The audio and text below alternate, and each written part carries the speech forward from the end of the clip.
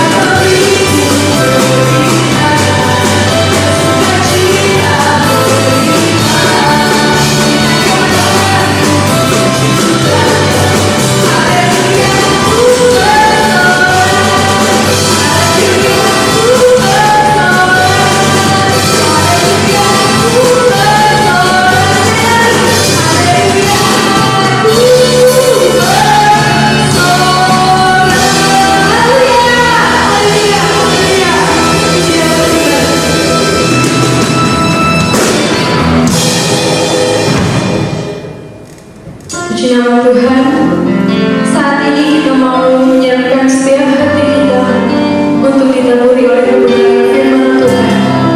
Dan kita mau menyenangkan hati Tuhan lewat pujian dan penyembahan kita. Terima kasih Tuhan Yesus. Terima kasih Tuhan. Haleluya.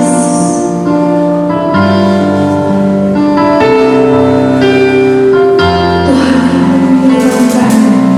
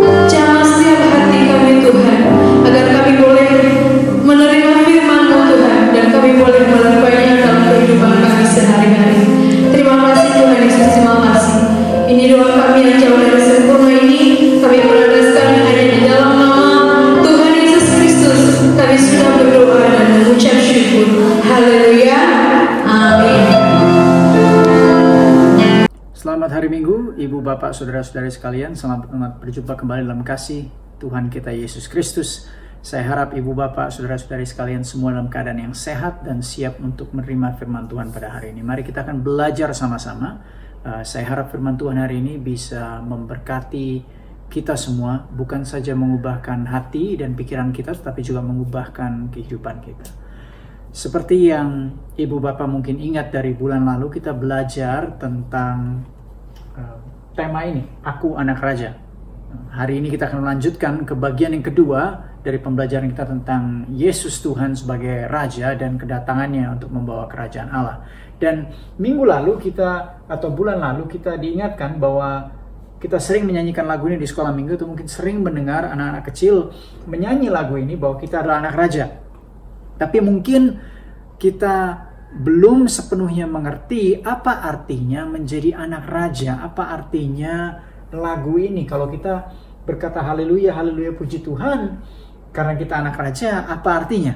Dan apa dampaknya, apa akibatnya buat kehidupan kita sebagai orang percaya? Bulan lalu, saya menjelaskan bahwa karena Yesus Kristus adalah Raja di atas segala raja, maka yang namanya Raja, dia punya kuasa atas kerajaan. Kerajaannya Yesus Kristus yang disebut adalah kerajaan Allah, atau dalam beberapa terjemahan lain dikatakan kerajaan surga.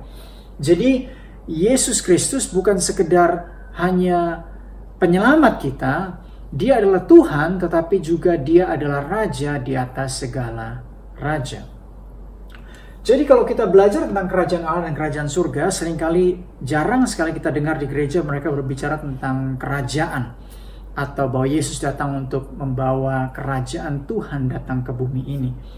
Dan bulan lalu kita bahas sedikit bahwa kerajaan Tuhan di atas bumi ini bukan tentang kekuasaan secara politik, bukan tentang kekuasaan secara militer, bukan tentang kekuasaan secara ekonomi, tetapi tentang sukacita dari Roh Kudus, kerajaan yang dikuasai, diatur oleh kasih dan damai sejahtera Tuhan. Dan kita akan belajar lebih jauh hari ini dan juga bulan depan tentang apa artinya kerajaan Allah datang ke dalam kehidupan kita.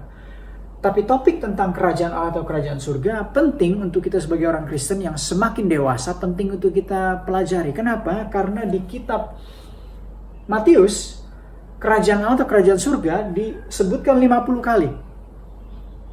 Dan di Injil Markus disebutkan 14 kali. Injil Matius hanya ada sekitar 28 pasal, saudara, tetapi disebutkan 50 kali tentang kerajaan Allah atau kerajaan surga. Jadi ini sesuatu hal yang penting. Dan bahkan kita bahas bulan lalu bahwa Yesus datang untuk memberitakan kerajaan Allah. Yesus tidak datang untuk membawa agama yang baru. Yesus tidak datang untuk menciptakan agama Kristen. Kekristenan bukanlah suatu agama. Iman yang kita punya, meskipun seringkali orang sebut sebagai agama, itu sebenarnya bukanlah sebuah agama, tetapi Yesus datang memberitakan tentang kerajaan Allah.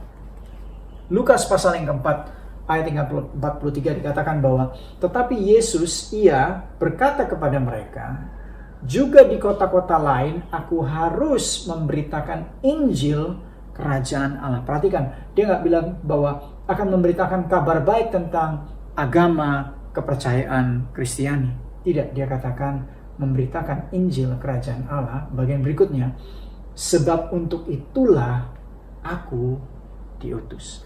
Yesus diutus, dikirim oleh Bapanya di surga ke dalam dunia untuk memberitakan, untuk mewartakan Injil kerajaan Allah. Sekali lagi, bukan agama, tetapi kerajaan. Mungkin banyak yang bertanya-tanya, apa sih bedanya antara agama dan kerajaan Allah? Kenapa kok dibedakan? Lukas, mungkin itu cuma sekedar bahasanya saja, mungkin istilahnya berbeda, bahwa kerajaan dan agama sebenarnya hal yang sama, tetapi ada sesuatu yang berbeda yang saya akan tunjukkan pada hari ini. Agama Kristen, kalau kita anggap kekristenan sebagai agama, maka agama Kristen tujuannya mencari jalan ke surga. Bagaimana kita bisa masuk ke surga setelah kita mati. Tapi kerajaan Allah berbicara tentang surga datang ke bumi. Sekali lagi kita bahas beberapa bagian ini di bulan yang lalu, bahwa doa Yesus tentang datanglah kerajaanmu, jadi kerajaan Allah tentang surga datang ke bumi. Seringkali kita terlalu sibuk berpikir tentang jalan kita ke surga, tapi kita tidak pikirkan tentang bagaimana surga atau Tuhan ingin mewujudkan atau memanifestasikan karyanya di atas muka bumi ini melalui kehidupan kita. Roma pasal 14 ayat ke-17, apa artinya dikatakan bahwa sebab kerajaan Allah bukanlah soal makanan dan minuman, bukan tentang hal-hal yang kita cari secara fisik, tetapi tentang kebenaran, damai sejahtera, dan sukacita oleh Roh Kudus. Bukan oleh kekuatan kita, bukan oleh hikmat kita, bukan oleh kepintaran Anda dan saya, bukan tentang seberapa kita taat dan seberapa kita rohani, tetapi kebenaran dan damai sejahtera dan sukacita yang adalah hal-hal dalam kerajaan Allah yang membedakan kerajaan Allah dengan kekristenan secara agamawi, itu datangnya oleh Roh Kudus. Saya akan bahas lebih jauh bahwa perbedaan antara agama Kristen, kalau kita melihat kekristenan mengikuti Yesus sebagai suatu agama, itu tidak sama dengan melihat Yesus Kristus atau kekristenan, iman kita sebagai sesuatu yang datang dalam bentuk kerajaan Allah atau kerajaan surga. Bedanya di mana? Bedanya dari segi tata cara, aturan, atau cara kita memandang, cara kita melihat. Sekali lagi, kalau agama Kristen, kita manusia mencoba mencari jalan ke surga. Tetapi kalau kerajaan Allah ini yang luar biasa, Yesus datang mencari saudara dan saya. Kita nggak usah cari-cari Yesus, Yesus yang datang ke dalam dunia, menawarkan hadiah, menawarkan dia sebagai pintu, dia yang datang untuk menawarkan untuk kita masuk ke dalam kerajaan Allah. Gak usah dicari, karena sejarah mencatat, Alkitab kita mencatat dia datang mewartakan kabar baik. Makanya kita dengar kabar baik, kita sering sebut Injil sebagai kabar baik.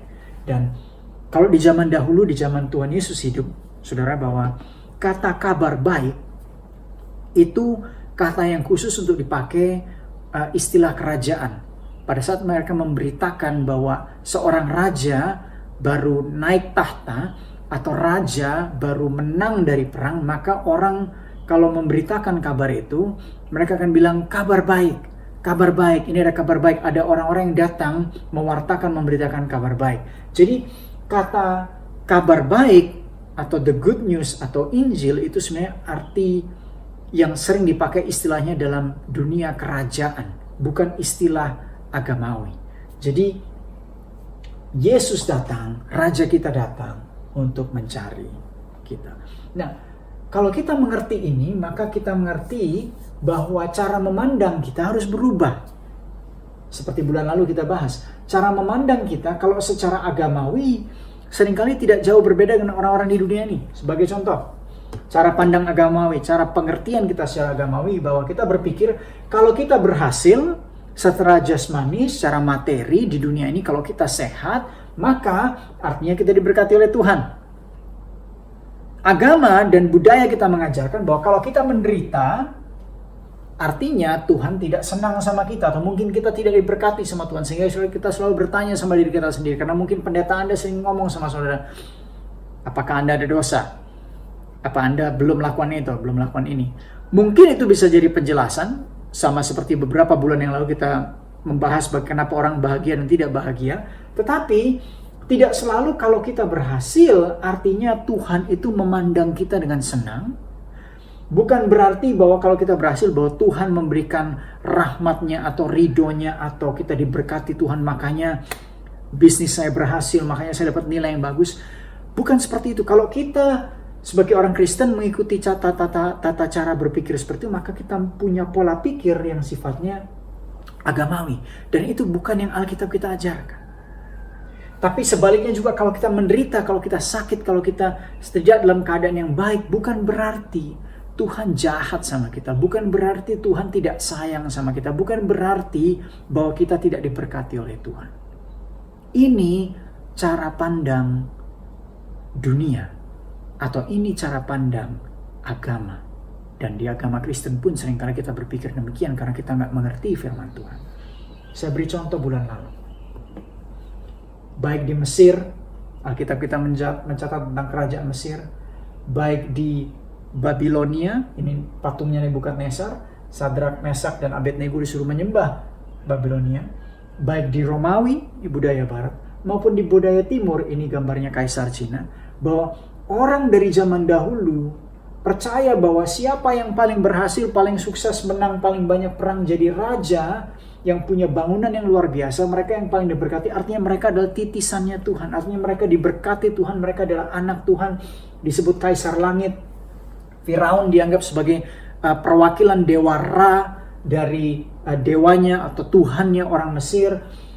Nebukadnezar karena dia begitu sukses memenangkan, menyatukan, mengalahkan begitu banyak kerajaan, dia menganggap dirinya sebagai dewa, sebagai Tuhan, sehingga dia dirikan patung dan semua orang harus menyembah kepada dia.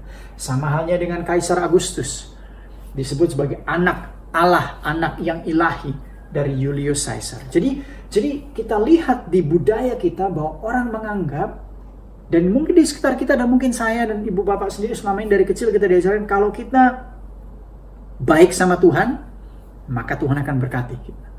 Tuhan berkati kalau orang sukses dan berhasil, punya anak banyak, punya keluarga yang harmonis, punya banyak uang, sehat-sehat selalu, itu artinya Tuhan menjagai dan memberkati mereka. Tetapi saya mau beritahu buat ibu bapak sekalian, tidak demikian dengan kerajaan Allah. Kesehatan kita, berkat materi yang kita punya, tidak semata-mata menandakan bahwa Tuhan memberkati kita atau mengasihi kita.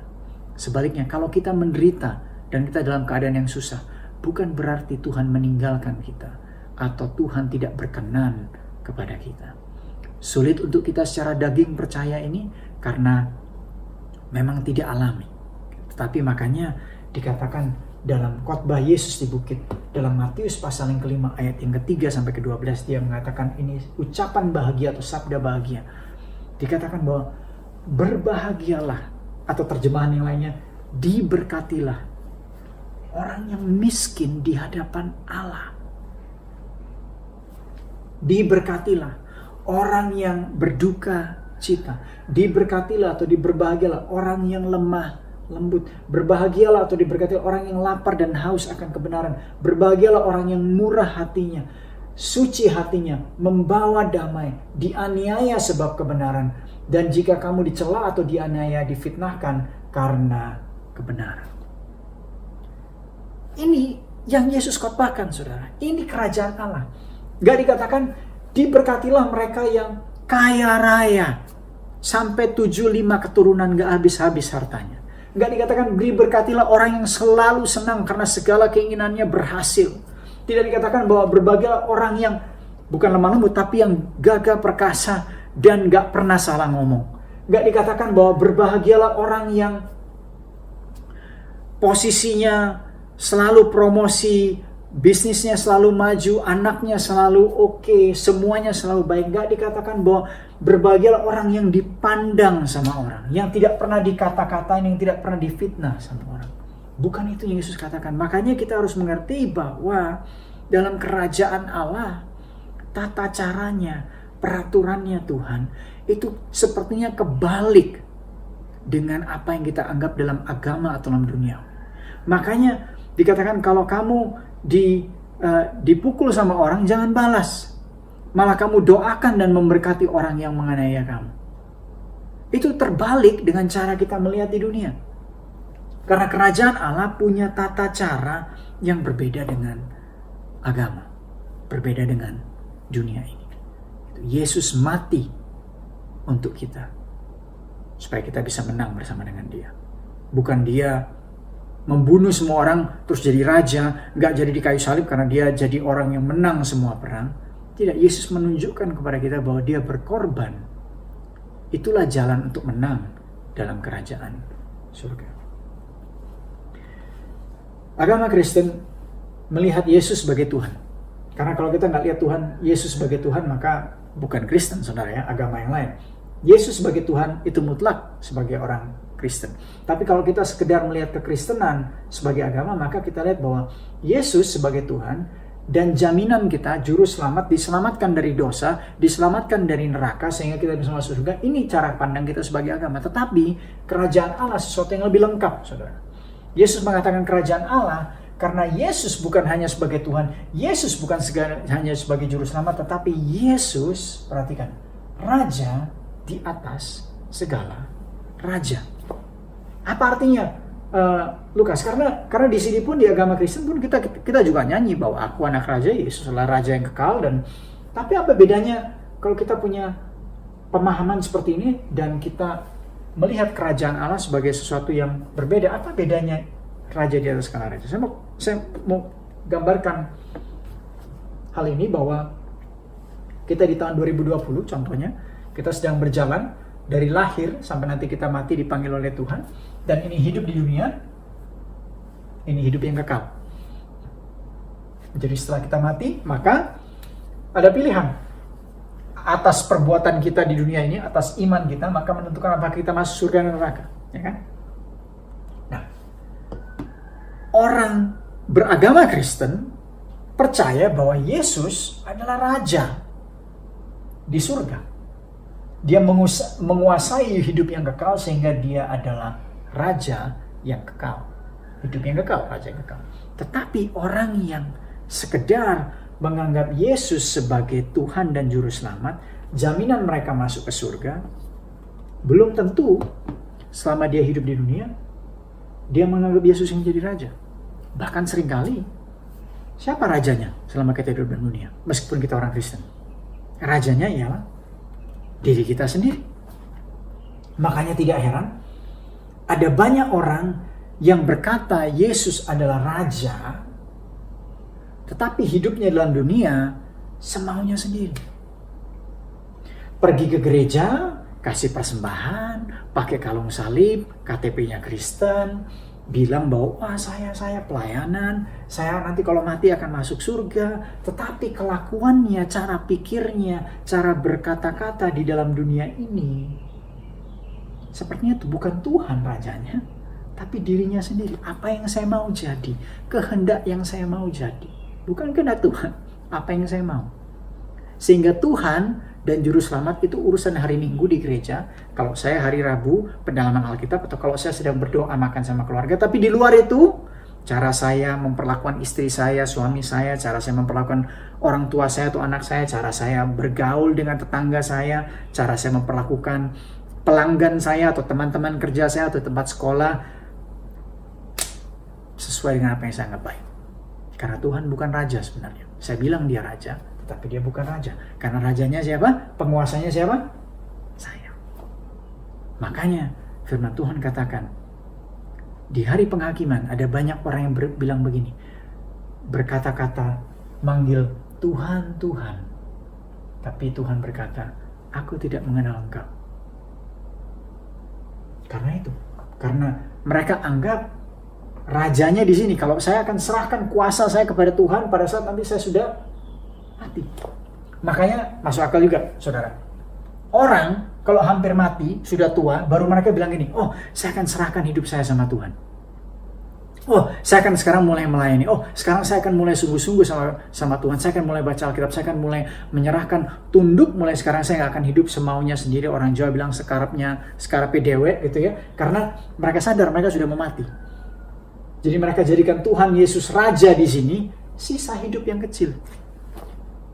Ini bedanya orang pola pikir agama dan orang pola pikir kerajaan Allah. Mengakui Yesus Tuhan, bukan cuma sekedar Tuhan, tapi Raja, penguasa atas hidup kita, atas segala sesuatu yang kita punya. Kalau Anda yang jadi raja di sini, raja kecil di sini, tidak heran Anda kesulitan berjalan dalam kehidupan, gak ada damai sejahtera, karena Roh Kudus tidak berjalan dengan saudara, karena Anda tidak mendengarkan suaranya Dia. Kalau Anda jadikan diri Anda raja atau penguasa atas hidupmu di sini, maka tidak heran orang penasaran, bener gak dia masuk ke surga? Katanya orang Kristen ngaku-ngaku nanti masuk surga karena surga menjadi jaminan, tapi kelakuannya kayak anak setan, bukan kayak anak raja. Munafik. Jadi ini bedanya orang berpikir secara agamawi Dan orang yang berpikir bahwa Tuhan benar-benar raja dan kita maknai. Amsal pasal yang ke-16 ayat yang ke-25 dikatakan demikian bahwa ada jalan yang disangka lurus, tetapi ujungnya menuju maut. Ada begitu banyak orang yang saya yakin ada dalam gereja, mereka pikir mereka setia ikut Tuhan, karena mereka absen datang ke gereja, karena mereka setor muka datang ke gereja, karena mereka nyanyi, karena mereka kenal sama pendetanya, karena mereka kasih persembahan dan perpuluhan. Mereka pikir ini jalan keselamatan saya. Tetapi banyak orang gak sadar, ujung-ujungnya menuju maut. Kenapa? Karena Anda belum pernah serahkan hidupmu sepenuhnya kepada Raja di atas segala raja. Karena firman Tuhan bilang, dengan mulut orang mengaku. Kalau ngomong seringkali gampang, saudara, betul ya? Semua orang bisa ngomong. Tetapi firman Tuhan katakan bagian berikutnya, dengan hati orang percaya. Dari hati kita keluar segala perbuatan, pemikiran yang betul-betul mencerminkan apakah benar kita terima Yesus sebagai Tuhan dan Juru Selamat dan Raja, atau kita cuman anggap tuh Yesus sebagai ya Tuhan, selamatkan saya dari surga, tetapi kehidupan kita nggak benar-benar tunduk kepada Dia. Yang seharusnya kita lakukan kalau kita mengerti bahwa Yesus datang membawa kerajaan Allah ialah Yesus jadi Raja dari sekarang sampai selamanya. Gak cuman di akhirat aja atau setelah kita mati, ya, kamu Tuhan di surga, tapi di bumi saya rajanya. Mungkin gak ada saudara yang akan ngomong, wah saya lah rajanya, tapi kita berlaku dalam hati kita berlaku dan berpikir dan kita melakukan kehidupan kita sepertinya kita raja. Kita gak tunduk kepada Tuhan dan firman-Nya. Seharusnya Yesus kita beri tempat dalam kehidupan kita sebagai raja di atas segala raja. Kalau kita lakukan ini, maka surga menjadi jaminan. Ibu bapak saudara sekalian, kalau kita jadikan Yesus raja, maka akan lebih mudah kita berjalan di dunia dan mendengar Roh Kudus. Kenapa? Karena kalau kita nggak nurut, kita nggak bisa dengar suaranya, karena kita mengeraskan hati.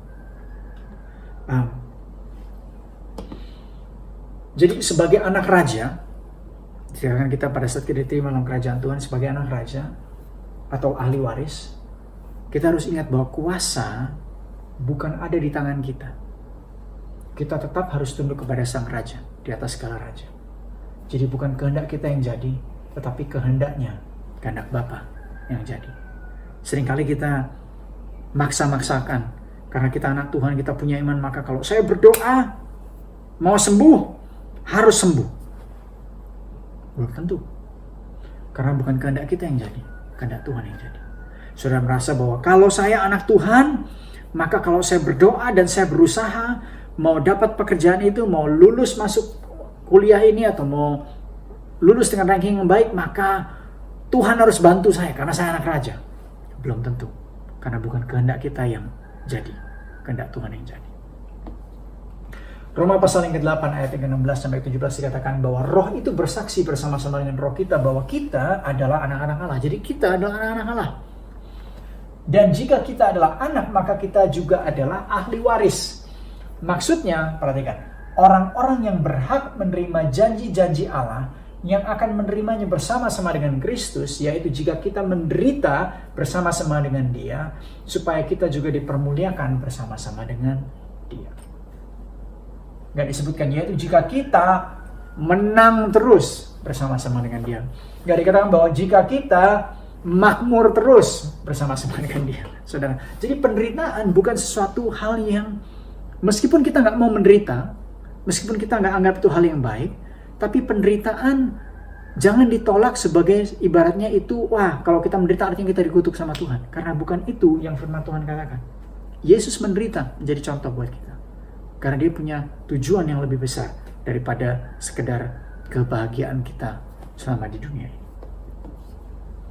Makanya masuk akal kalau Yesus, kalau saudara mengerti tentang kerajaan Allah dan mengerti tentang Yesus sebagai Raja di atas segala raja, makanya masuk akal di Matius 6 ayat ke-9 sampai 13 dikatakan bahwa datanglah kerajaan-Mu. Dan perhatikan, jadilah kehendak-Mu di bumi seperti di surga. Bukan kehendakku, bukan kehendak papa saya, ayah saya, mama saya, pendeta saya, bos saya. Seringkali kita sering memaksakan kehendak kita. Tetapi kita lupa bahwa jadilah kehendak Tuhan. Selalu kita bilang sama Tuhan, kehendak-Mu jadi, kerajaan-Mu datang. Kenapa? Karena Engkaulah yang mempunyai kerajaan dan kuasa dan kemuliaan sampai selama-lamanya. Bukan kita yang punya kerajaan dan kuasa. Tuhan kasih kita kuasa, betul. Tuhan beri kita otoritas, Tuhan beri kita pengurapan. Tapi tujuannya bukan untuk kehendak kita jadi, untuk kehendak Tuhan jadi. Jadi kalau kita mengerti perbedaan ini antara siapa rajanya, karena kita semua masih hidup di sini. Kalau saudara mendengarkan saya hari ini karena kita masih hidup di sini, saya harap kita bisa merubah cara kita hidup. Bukan kita yang jadi raja dalam kehidupan kita, bukan kita memaksakan kehendak terhadap istri, suami, anak kita, tetapi kita jadikan Tuhan Yesus raja. Sekali lagi, masalah kerajaan Allah bukan tentang makanan dan minuman, tapi tentang kebenaran, damai sejahtera, dan sukacita. Apapun yang terjadi di luar sana, kebenaran Tuhan ada dalam kehidupan kita, damai sejahtera Tuhan ada, dan sukacita Tuhan ada. Maka sebagai Raja yang Maha Kuasa, Yesus Kristus Raja yang Maha Kuasa, bukan Tuhan tidak sanggup. Seringkali kita berdoa, kita memohon, kita meminta kepada Tuhan, kenapa Tuhan tidak bergerak, kenapa Tuhan memberkati mereka yang jahat, dan Tuhan sepertinya nggak memberkati kita. Bukan Tuhan tidak sanggup, bukan Tuhan tidak mau, bukan Tuhan tidak sayang sama kita. Bukan karena alasan ini doa kita tidak dikabulkan, tetapi karena rencananya Raja, Sang Raja, lebih besar daripada keinginan kita. Karena kebijaksanaannya lebih besar daripada pengertian kita. Jadi jangan kita hilang iman dan kita kecewa sama Tuhan karena kita pikir, wah Tuhan gak baik atau Tuhan gak sanggup. Buktinya Tuhan gak sembuhkan si A. Buktinya Tuhan gak bebaskan saya dari masalah ini. Bukan Tuhan tidak mau, bukan Tuhan tidak sanggup, bukan Tuhan tidak sayang.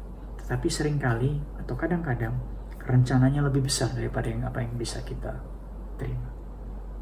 Yang terakhir ialah tentang, kalau kita anak raja, ada foto ini, anak kecil sama orang tuanya sedang jalan nyebrang jalan. Kalau kita anak raja, maka pada saat kita masuk dalam kerajaan Tuhan, kita lahir baru, maka kita mulai dari anak kecil. Maka untuk kita mengerti betapa luar biasanya kerajaan Tuhan dan kuasanya dan mujizat yang tersedia, kehadiran Tuhan yang tersedia, maka kita harus mengerti bahwa untuk kita mengerti itu semua, untuk kita bisa melihat perkara Tuhan yang besar dalam kehidupan kita, iman atau hikmat atau apapun itu penting untuk kita punya kedewasaan atau kematangan. Karena sebagai ahli waris tidak akan mendapatkan apa yang dia harusnya warisi sampai dia sudah dewasa. Bisa mengelola, bisa bertanggung jawab atas apa yang mereka punya. Seringkali kita betul-betul percaya Tuhan, kita ikuti Yesus dengan sepenuh hati, dia jadi raja dalam kehidupan kita, tapi seringkali iman kita tidak bertumbuh dari iman anak kecil jadi iman yang lebih dewasa. Saya beri contoh. Apakah Anda sebagai orang tua akan membiarkan anak yang belum dewasa, anak, cucu, keponakan, atau anak yang Anda ajar atau siapapun dalam lingkungan, apakah Anda memberikan mereka pisau? Seperti pisau dapur? Kemungkinan besar enggak. Karena meskipun anak Anda berhak untuk pakai pisau ini pisau Anda, apa yang menjadi milik kita, milik mereka juga ada di rumah, tapi enggak sembarangan kita kasih seorang anak pisau, karena mungkin mereka bisa melukai diri sendiri atau orang lain. Karena kecelakaan bisa terjadi.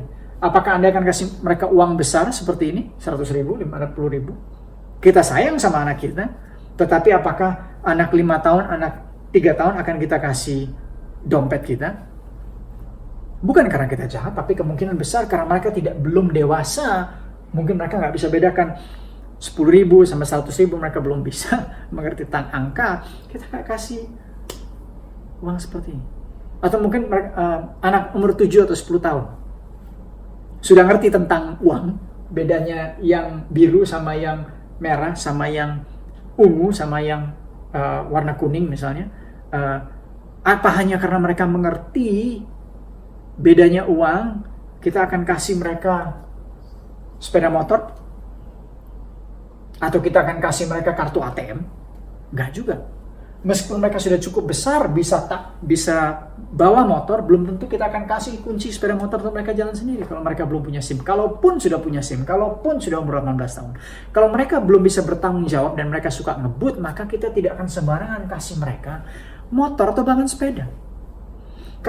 Bukan karena mereka tidak berhak jadi ahli waris kita, tetapi karena mereka belum dewasa untuk mereka menggunakan semua yang tersedia.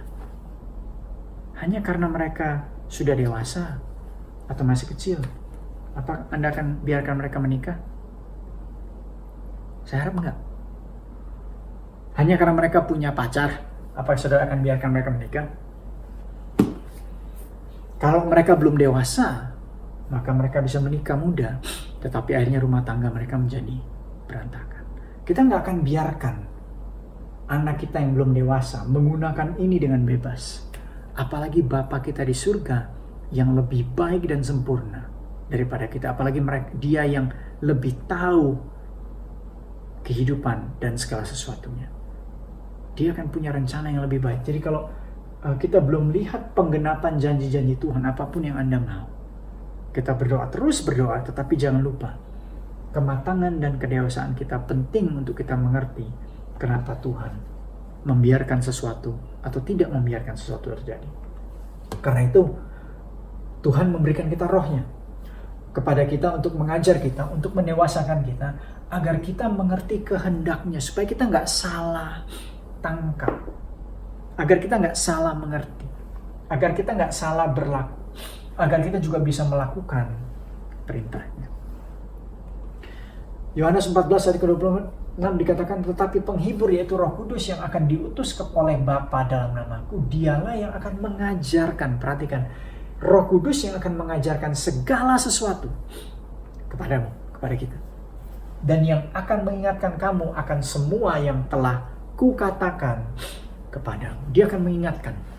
Nah, kalau diingatkan artinya untuk kita ingat, maka kita harus perlu dengar dulu, saudara ya. Seringkali kita nggak pernah dengarkan firman Tuhan, nggak pernah baca firman Tuhan, sehingga apa yang diingat kalau kita nggak pernah mau dengar. Tapi ini Roh Kudus adalah Roh Tuhan yang ada dalam kita, yang akan mengajarkan kita, menuntun kita. Kalau kita turut, kalau kita tunduk kepada Dia sebagai Tuhan dan Raja, nggak cuma mau kita semua kita jadi Raja, pokoknya apa yang kita mau terjadi, maka artinya kita jadi orang yang bisa diajar. Kita lebih gampang untuk kita mendengar, untuk Roh Kudus untuk berbicara dan bekerja dalam kehidupan kita. Harapan saya setelah saya mengajarkan ini semua, yang saya ingin ibu bapak saudara sekali mengerti dan gereja Tuhan untuk menangkap ialah ini, bahwa seperti yang Paulus bilang di Efesus pasal yang keempat ayat 11 sampai 15, bahwa supaya kita mencapai kesatuan iman dan pengetahuan yang benar tentang anak Allah, kedewasaan penuh itu yang jadi kunci, dan tingkat pertumbuhan yang sesuai dengan kepenuhan Kristus, sehingga kita bukan lagi anak-anak masih kecil yang diombang-ambingkan oleh rupa-rupa angin pengajaran dan permainan palsu manusia dalam kelicikan mereka yang menyesatkan. Tetapi dengan teguh berpegang kepada kebenaran di dalam kasih, kita bertumbuh di dalam segala hal ke arah Dia Kristus yang adalah kepala. Karena begitu gampang kalau kita nggak mengenal siapa Raja kita, kalau kita nggak mendengar Roh Kudus yang hidup dalam kita, begitu gampang untuk kita disetir ke kanan ke kiri oleh begitu banyak pengajaran. Mau pendeta, mau gembala, mau siapapun nabi atau rasul, apapun evangelis atau pelayan Tuhan atau siapapun, mau punya gelar sekolah Alkitab, tidak sekolah Alkitab, akan sangat gampang untuk kita dilempar ke kiri dan ke kanan, ngikutin rupa-rupa angin pengajaran dan permainan palsu, karena kita tidak mengenal siapa Bapa dan Raja kita sebenarnya. Kedewasaan itu penting, dan Tuhan berkata, aku akan mengajarkan engkau. Pertanyaannya, apakah saudara dan saya setiap hari kita mau tundukkan diri kita di hadapan Tuhan dan berkata, Tuhan, Engkau Raja atas hidupku. Engkau Raja atas hidupku. Berikan aku hikmat dan petunjuk hari ini, bukan kehendakku yang jadi, tetapi kehendak-Mu yang jadi. Jadi, kehendak Raja yang jadi, bukan kehendak kita. Dan seperti yang saya bilang tadi, seperti gambar anak kecil ini, untuk melihat karya Tuhan yang lebih besar. Kalau Anda rindu melihat kehadiran Tuhan, hadirat Tuhan, karya Tuhan, mujizat Tuhan yang lebih besar dalam kehidupan kita, kita perlu menjadi orang yang lebih dewasa atau lebih matang. Karena seringkali mujizat Tuhan, karya Tuhan yang besar, itu disediakan Tuhan, bukan untuk kepentingan kita. Karena kita sudah masuk kerajaannya, saudara. Tetapi Dia tunjukkan untuk kita memperbesar, memperlebar kerajaannya. Makanya dikatakan oleh Yesus, dikatakan bahwa tanda-tanda ini akan menyertai orang yang percaya. Karena itu pergilah dan jadikan semua bangsa muridku. Tapi kalau kita cuma di rumah saja, cuma mencari kesuksesan untuk diri kita sendiri, maka tanda-tanda itu akan lebih jarang untuk muncul. Karena yang kita pikirkan cuma kehendak kita, bukan kehendak Raja. Yang kita pikirkan cuma kerajaan kita sendiri, bukan kerajaan Tuhan. Saya harap ini membantu ibu bapak sekalian sampai kita bertemu bulan depan. Saya cuma tinggalkan 2 hal lagi. Kalau Anda bertanya bagaimana caranya saya mengenal lebih jauh tentang hal ini, maka saya anjurkan bahwa dengan sangat singkat, ini praktis bisa dilakukan setiap hari. Baca dan renungkan firman Tuhan. Roh Kudus ingin mengajar Anda pada saat Anda baca firman Tuhan. Anda coba bergumul meskipun sulit. Anda mencoba untuk menundukkan diri Anda untuk mengerti firman Tuhan. Meskipun Anda gak mampu, bilang aja, Tuhan saya gak mampu, ajari saya. Supaya kita bisa mengenali Raja kita. Supaya kita bisa mengenali karakternya. Supaya kita bisa mengenali titah dan perintahnya. Supaya kita gak gampang diombang-ambingkan oleh keadaan maupun pengajaran yang palsu. Bulan lalu saya berikan saudara PR untuk baca Matius 5 sampai ke 7.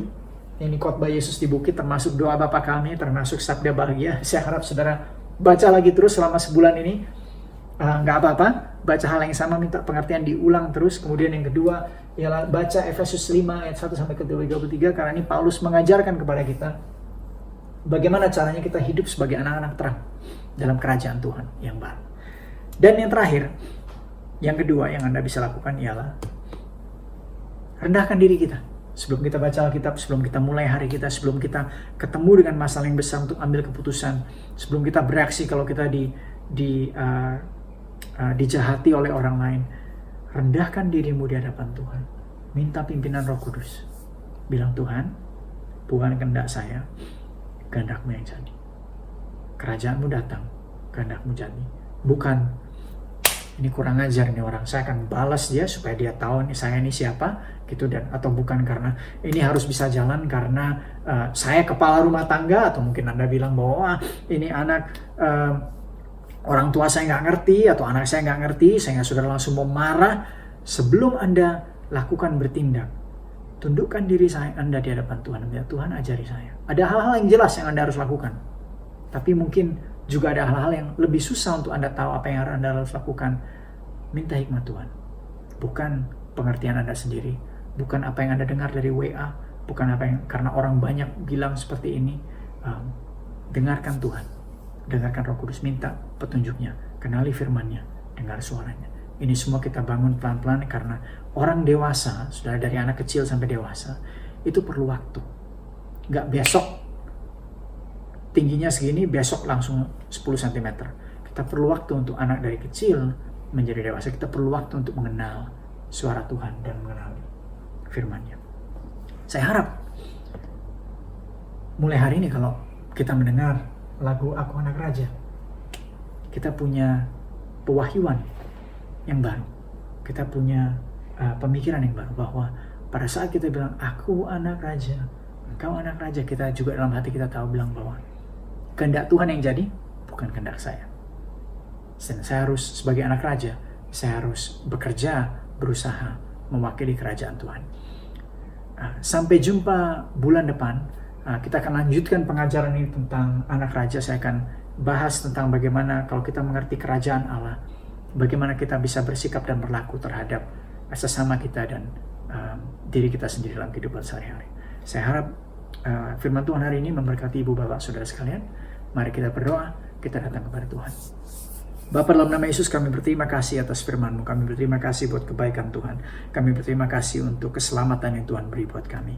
Kami berterima kasih atas teguran Tuhan atau peringatan yang Tuhan beri, agar kami gak cuman puas bisa masuk surga dan menganggap Engkau sebagai hanya juru selamat kami, tapi Engkau Tuhan dan Engkau adalah Raja yang berkuasa atas setiap hal dalam kehidupan kami. Ajari kami Tuhan untuk menundukkan diri kami di hadapan firman-Mu, di hadapan kekuasaan-Mu, agar kehidupan kami bukan kehendak kami yang jadi, tapi kehendak Tuhan yang jadi. Pada saat kami berperilaku, tindak tanduk kami dalam keluarga, dalam pekerjaan, dalam sekolah, dalam bermasyarakat, Tuhan, kami berdoa supaya Tuhan berikan kami hikmat, agar kami boleh selalu berlaku dan bertindak sesuai dengan apa yang Tuhan ajarkan kepada kami. Seringkali kami tahu apa yang harus kami lakukan, tapi kami nggak mampu, Tuhan, karena kami nggak kuat, karena daging kami lemah. Kami berdoa minta pertolongan Tuhan, kasih karunia Tuhan memampukan kami. Bapa, hamba-Mu berdoa buat jemaat-Mu dimanapun mereka berada, dalam kesulitan mereka, dalam kelemahan mereka, dalam apapun yang mereka alami. Biar mereka selalu ingat Roh Kudus-Mu memberikan mereka damai sejahtera, memberikan mereka sukacita, untuk mereka selalu tahu bahwa Tuhan tidak meninggalkan mereka, bahwa Engkau nggak pernah jauh dari kami. Rencana-Mu sempurna, agar kami boleh, kalau kami sedang dalam keadaan yang sulit, agar kami berpegang teguh, agar kami tetap bertahan dan tidak kehilangan harapan, agar kami terus bersukacita, agar kami terus bernaikkan syukur kami dalam keadaan susah maupun senang. Hari ini Tuhan, kami juga ingin berdoa untuk jemaat-Mu, supaya Tuhan terus jemaat-Mu terus didewasakan mereka, agar mereka lapar dan haus akan firman-Mu, sehingga mereka akan dipuaskan, sehingga mereka bisa melihat karya Tuhan, hadirat Tuhan, mujizat Tuhan bekerja di dalam dan melalui kehidupan mereka seperti tidak pernah mereka alami sebelumnya. Berdoa supaya mereka melihat bahwa kerajaan Tuhan ada dalam kehidupan mereka. Hamba-Mu juga berdoa, kami bersama-sama sebagai suatu jemaat-Mu Tuhan, kami ingin berdoa untuk negara kami, untuk provinsi kami, untuk kota kami, untuk kecamatan, kelurahan, dan tempat di mana kami tinggal. Kami berdoa, kami berkati mereka dalam nama Yesus. Kami berdoa untuk para tenaga kesehatan, para petugas yang menjaga keamanan, untuk mereka yang mencoba menerapkan protokol kesehatan untuk menjaga semua orang supaya sehat. Kami berdoa supaya Tuhan lindungi mereka dalam nama Yesus. Kami berdoa agar setiap jajaran pemerintahan, Tuhan berikan hikmat, Tuhan berikan mereka roh takut akan Tuhan, supaya mereka bisa menjaga masyarakat negara ini, kabupaten ini, provinsi ini, Tuhan, aman, supaya bisa membalikkan keadaan. Kami berdoa juga untuk kehidupan kami, untuk keluarga kami, untuk tetangga kami, untuk masyarakat kami, agar kami boleh patuh, kami boleh taat atas setiap program kesehatan maupun melindungi satu sama lain agar tidak ada yang tertular. Kami berdoa supaya pandemi ini segera selesai di dalam nama Yesus. Kami berdoa untuk damai sejahtera Tuhan. Kami berdoa untuk sukacita dari Tuhan. Kami berdoa untuk kecukupan Tuhan, untuk jemaat-Mu dimanapun mereka yang berada, dalam keadaan apapun. Kami berdoa, kami berkati kota kami berkati tetangga, keluarga, maupun lingkungan kami di dalam nama Yesus. Saudara-saudara kekasih, angkatlah kedua belah tangan, terimalah berkat dari Allah Bapa, cinta kasih dari putranya Yesus Kristus yang mati di atas kayu salib menyelamatkan kita dari dosa dan dari neraka, dan juga penyertaan dari Roh Kudus, persekutuan yang manis dengan Dia setiap hari, yang mengajarkan kita untuk selalu mengarahkan hati dan pikiran kita, memampukan kita untuk melakukan kehendak-Nya, yang akan mengajarkan kita terhadap segala kebenaran.